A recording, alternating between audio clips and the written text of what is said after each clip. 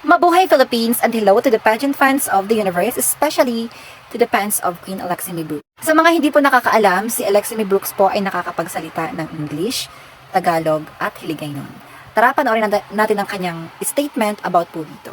Syempre marami po kasi nagtataka kung bakit sobrang fluent niya in English, and syempre marami din talagang nagtatanong kung talagang alam niya magtagalog or alam niyang magsalita ng Hiligaynon or most commonly known as Ilonggo. Yo guys, I found it really funny because a lot of you all thought that I don't know how to speak Tagalog or the local dialect in Iloilo. We have Hiligaynon. So, Hiligaynon is the dialect and Ilonggo are the people. Some nagkakamali na akala nila Ilonggo yung tawag sa pananalita. Pero actually, Hiligaynon yung tawag doon. So, ayun, lagi nga akala nila hindi ako marunong Tagalog. Pero marunong naman. It's just, syempre, you want me guys to speak in English or needed naman. Kaya nag-i-English ako. Tapos marunong din ako magsalita ng Hiligaynon kasi si Lola sa Iloilo doon ako lumaki, pero in Iloilo may dalawa po kaming lingwahe doon or dialect. Sa city meron kaming Hiligaynon.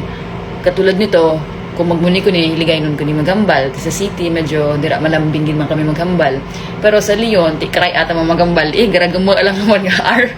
Kag kung mga friends ka maguli ko dito, ti karay agad ako pero and I just know I never lost or I never lose my core.